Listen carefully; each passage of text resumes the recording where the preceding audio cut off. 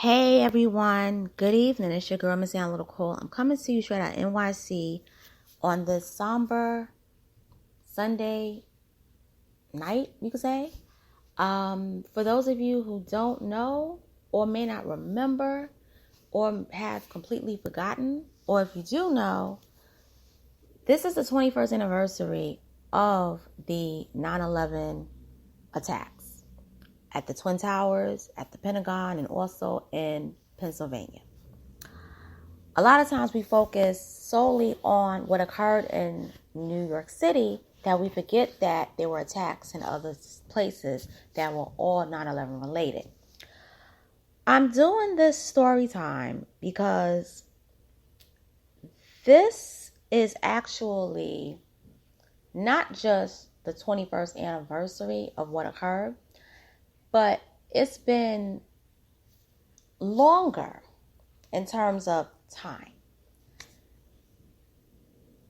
than the age I was when this first occurred. When the towers were attacked, I was 18 years old and I had just entered college. I decided way before I started college, I didn't want to go away. I did get offers to go to a college in North Carolina. They wanted to offer me a full scholarship with tuition, room, and board. I was just going to have to pay out of pocket for other expenses. I declined it because I didn't feel comfortable going away and leaving my family behind. And regardless of everything, I still don't regret it. I just regret that I would have went to a better school. That's the only thing.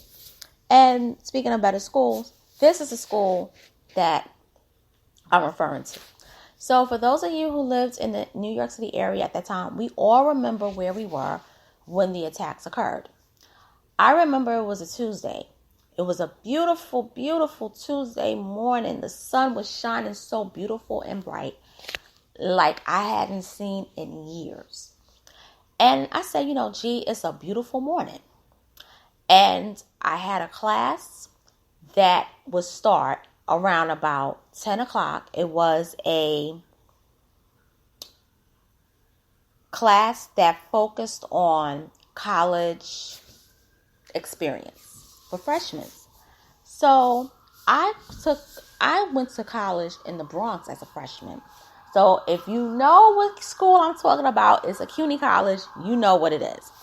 So I actually was getting ready to leave. And my family was watching Maury. They was planning to watch Maury. But what happened was, before there was an interruption, a special report, they used to call it breaking news, about the tower attacks, what happened was Mayor Giuliani and Bernard Kerik was holding a press conference because they were being investigated by the U.S. Department of Justice for crimes that was going on within the Giuliani administration. So before the first tower was hit by the plane, Giuliani was under scandal. Yes, it was his last term, but things weren't looking good for him, and he wasn't going to end office on a favorable note. So my family was upset. My mother, my aunt, it was like, damn, we can't get Maury. Like, we can't watch anything because they're going to have this person on here. And my family could not stand him, especially my aunt. But then, while the press conference is going on, I'm getting ready to leave. There's this notion of, wait, hold up. We getting news. And Giuliani's like, wait, they're saying that one of the World Trade towers has been one of the World Trade buildings have been hit, and everyone's like, oh my God. So they had to disperse the conference, and then that's when the second special report came about. So you go from one interruption to another. Now, there was a conspiracy going on years ago and this is weird, that the reason why the towers were planned to be attacked was because they were trying to prevent Giuliani from leaving office tainted. I don't believe that's true. I want to make that disclaimer. But they was talking about those things, particularly on the internet. Now, it was 8:46. I'm getting ready to go to class. I wasn't absent at all. This was my 3rd week of college. So I'm like, what's going on? And I'm looking, I'm like, oh, wow. A building has been hit. They were showing a live coverage. So my mom was like, yeah, they hit the building. I said, yeah, but I go to school in the Bronx. I don't think I'm going to be affected because I could have either went to school there or I could have the Bronx or BMCC. For those of y'all who, like I said, know New York.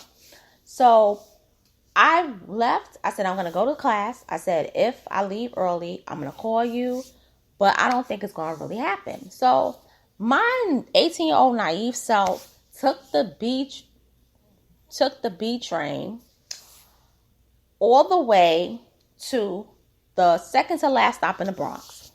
I get off and classes aren't full, but they're not empty. And I had 3 classes scheduled that day. The freshman year experience, my English class, English Composition 1, and what was to be my theater introduction class.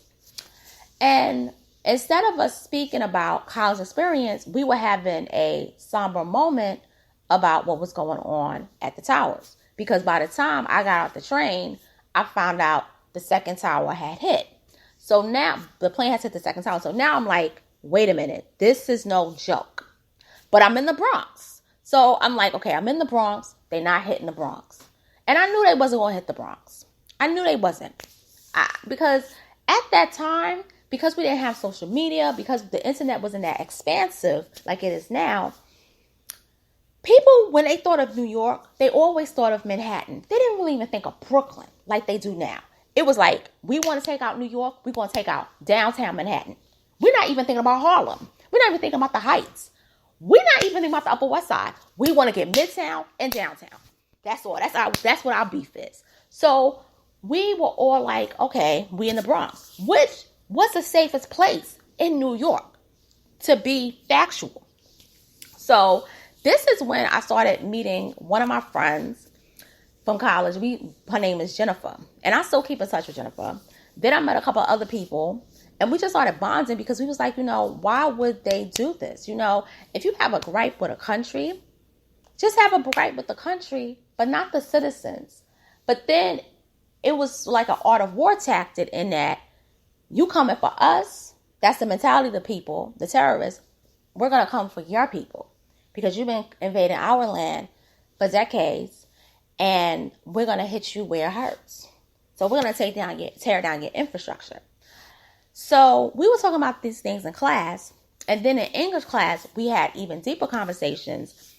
And the funny thing is that I still have those books from my college freshman year, except for one I threw away. And so what happened was we were just talking and we were just really finding out stuff because at the time we only had cell phones. We didn't have smartphones. Nobody did. It was just free nights, evenings, and weekends, and text messages, and text messages, like I think 200 for free, and that was all. So what happened was at 12 o'clock, they let us go. They were like, listen, they canceling class for the rest of the day. We might have class on Wednesday, but more than likely, it's best for you to call on Wednesday to know what's going on. So this is where the craziness of the 9/11 experience that I had began. What happens is I go to the bathroom and I realized something. This day I wore a cute outfit. I know I'm sounding ostentatious, forgive me, but you're going to understand that this outfit isn't cute as the time go by. I had on an Aeropastel shirt. I had 3 of them. I had a soft blue one, baby powder blue one, which I wore because I was into powder blue.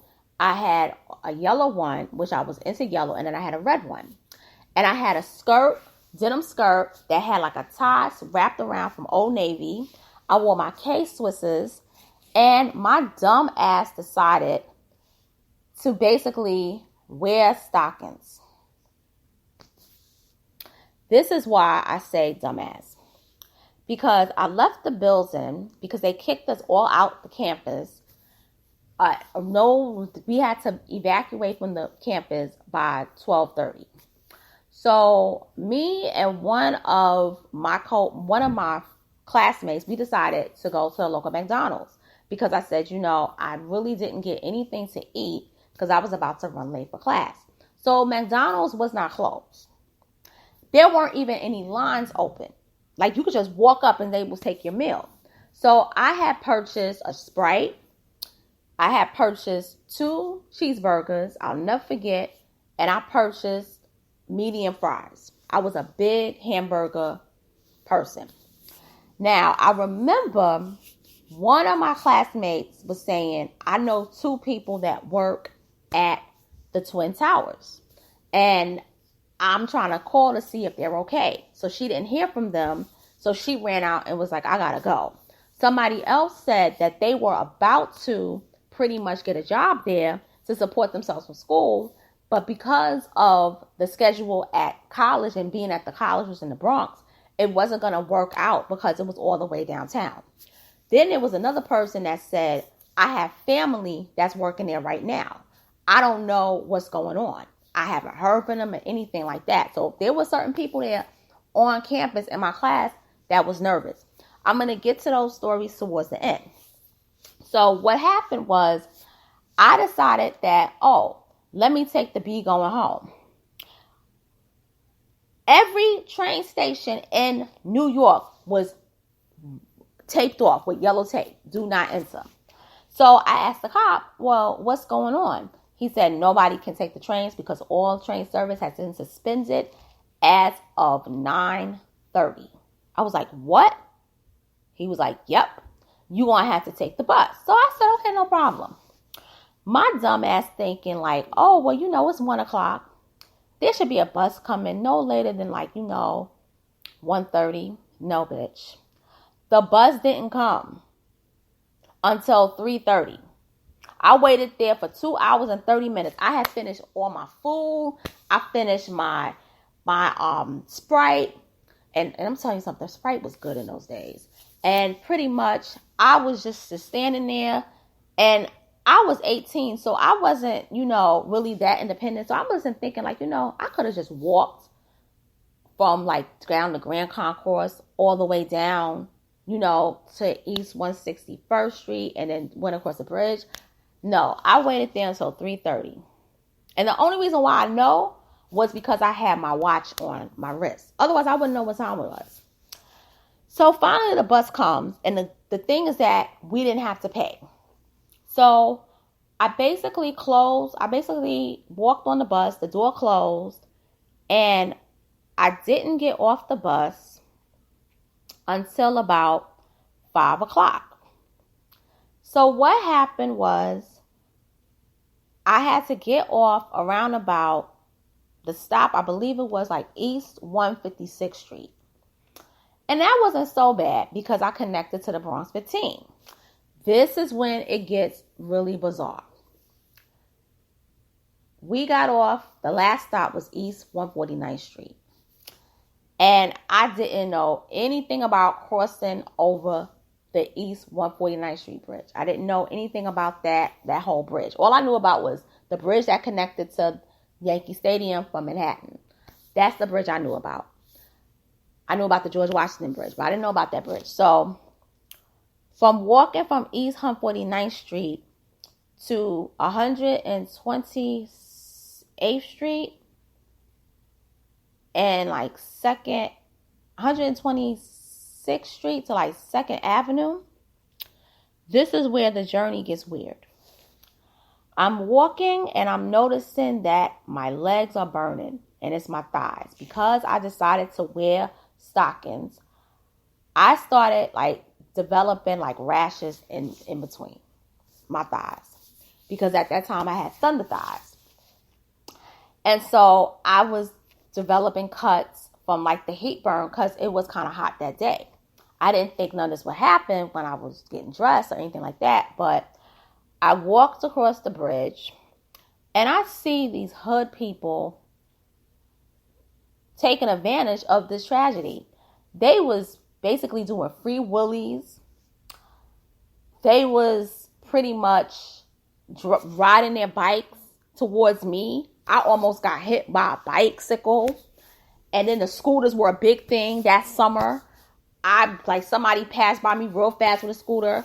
And I'm just walking by myself, like I'm walking down a road, trying to find my way back home. So it was the first time in my life that I ever crossed the bridge by myself. And I wasn't nervous or anything like that because my whole thing was, I got to be honest, I feel blessed that I didn't have to go to school downtown, let alone any of the buildings be attacked or being under the tunnel that morning and having the train system attacked. So I'm just like, as long as nobody hit me, I'm good. But I'm like, my thighs are burning. So what happens is the cops redirect me and tell me I got to go to another side of the bridge because the part of the bridge that was going to land me into Manhattan on 135th Street or 145th Street, I think 35th or 45th Street wasn't going to work. So they said, you're going to have to go all the way down to East 126th Street. I'm like, oh, Lord. I'm like, oh, God. Okay, fine.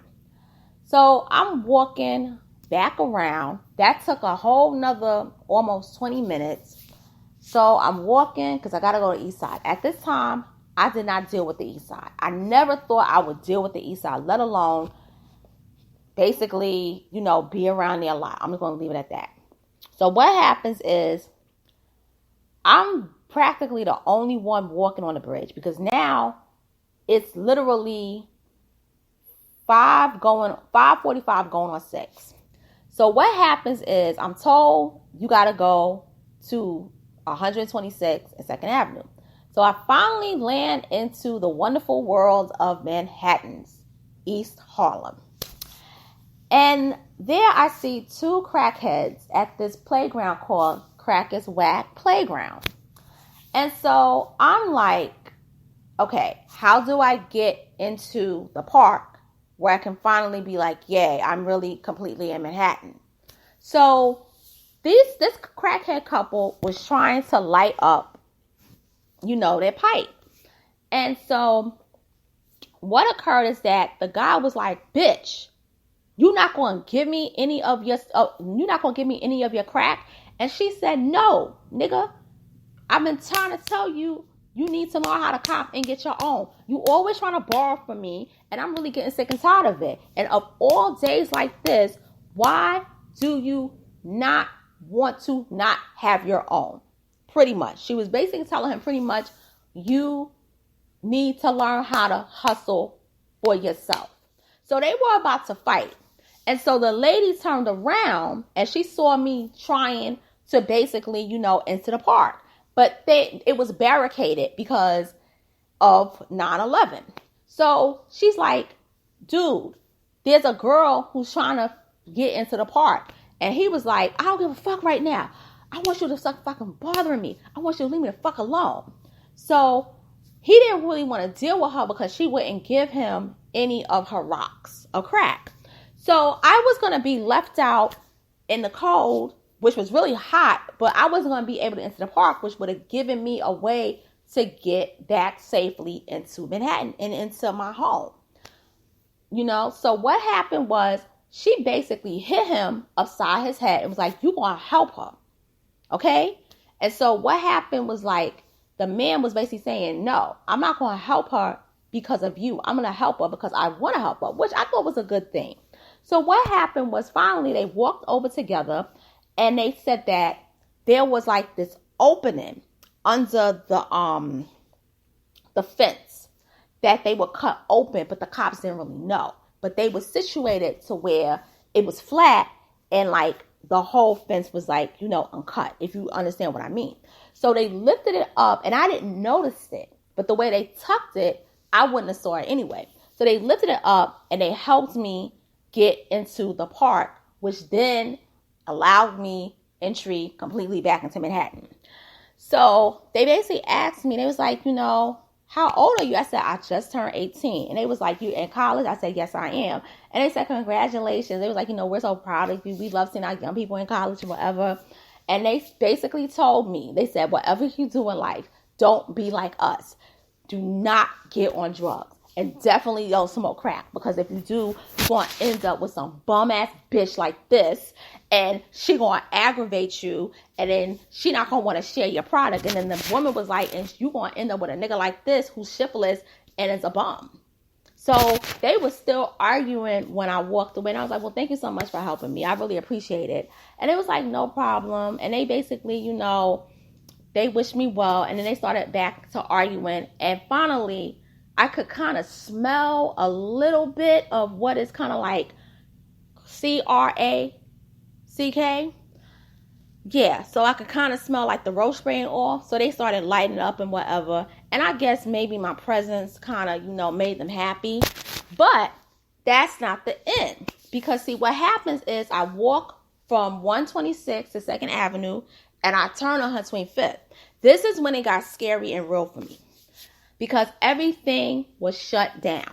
If you know 125th Street, everything is jumping literally until you get to like 100, well, at least back in the day, at least like 100 and 20th Street. That's when it was really calm, like gets calm.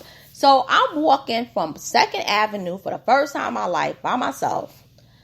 Because I didn't deal with the East Side back then. I only dealt up until Lenox, in between Lenox and 5th. I'm walking, and when I saw the barricades, the blue, the blue barricades for all y'all in New York, when I saw that, and when I saw that it was empty, and the Jimmy Jazz store between Lenox and 7th was closed, when I saw the Burger King was closed, when I saw all the vendors was off the street, when I saw Golden Crust was closed, I said, uh-oh, this is real. We might go to war. Then I kept walking, and then I saw that the Apollo was shut down. Then I saw other places were shut down, and that's when I started crying inside because it felt like my city was a ghost town. It was a ghost town that evening. And by that time, it was about 6:20 something. Because I looked at my pink watch. Then I got on 8th Avenue. And, well, not 8th Avenue. I got to 7th and I was going to go to McDonald's. They had closed early. They had closed by 4 o'clock. Because I found out from some of the people that was still congregating. Then I turned and got to 8th Avenue. I did that turn and walked straight down. And once I got to 116th Street and 8th Avenue, I felt like I'm home because that's my community. And now my legs are really burning. And I could feel it was really sore. And it's because I realized I had a hole in my stocking, in the thigh. And what happened was, I got home, and I kid you not, just before I walked home, I felt the blisters in between my thighs. And then when I walked up the stairs to my building, the 2 stairs, I said, oh shit, I have to get Gold's Bond or something, because if not, I'm going to chafe and I'm not going to be able to walk for the rest of the week. I get home, I see my aunt looking at the news. And she's like, you finally made it home. I said, yeah, and I didn't think I was going to make it until the next day. And she said, well, you missed seeing a lot of stuff. So finally I saw the footage, and it was sad. It was sad. And I was just dumb. I couldn't believe it. Seeing the buildings falling the way they did, it was just horrible. But what really got me and up in the upcoming weeks is that I would find out something about me. And what I would find out about me is that I was one of the only few people, I believe, in New York City that didn't know anyone who lost a person in the 9/11 attacks, whether it was the Twin Towers, whether it was the Pentagon attack, or the attack that happened in Pennsylvania. My classmates who had family and friends that worked there, they eventually did hear from them. So that ended on a positive note. But I never met anyone who had a family member or friend that passed away from the attacks. And what would happen was that after freshman year, I left the college. And that's a whole nother story. And I went to the college and I enrolled in college that I didn't want to enroll in. And it was the only college. It was the only college in the world, in the country, that lost 8 students on that day. And the United States government never wanted to acknowledge publicly that BMCC students were affected by that the most out of all the colleges. They gave credit to Stuyvesant because Stuyvesant was white and predominantly white and Asian. BMCC was predominantly black and Latino, and they didn't want to acknowledge it. When I went to BMCC the first time, it was scattered all over the place. When I went back the second time, and I didn't plan on doing this, but I'm grateful I did. I got involved in student government. And some of my colleagues in student government fought for the acknowledgement of BMCC to be included in the 9/11 package, the restoration package of, rebuilding Lower Manhattan. And what finally happened, I want to give a shout out to my colleagues from student government, year 2006 and 2007, because what ended up happening is that my colleagues helped to get the building, Fitterman Hall, renewed and rebuilt. And that was the beginning of BMCC being built back. And this is during the Bush era, because that's when I went to CUNY. I went to CUNY during the George W. Bush era. And another thing also is that there wasn't any extreme identity politics going on. And another thing too is that we, as all peoples of all colors, we work together to get a lot of things done.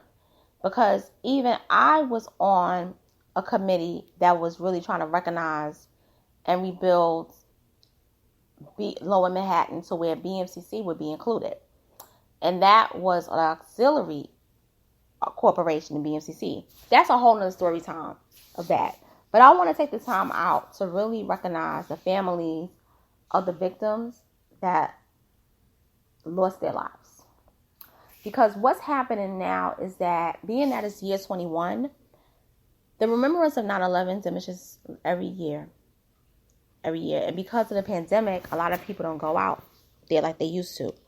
And I want to end on that note that no matter what, our city, our state, and our country, we did come back strong. And I would say even stronger than ever. And if we could come back from 9/11, we can come back from anything. And we need to save our country now to prevent other 9/11 attacks from happening. And with that being said, it's your girl, Miss Analytical. I'm signing out. Thank you for tuning in to the story time. Have a wonderful night and a productive morning. And hug your loved ones and tell them you love them.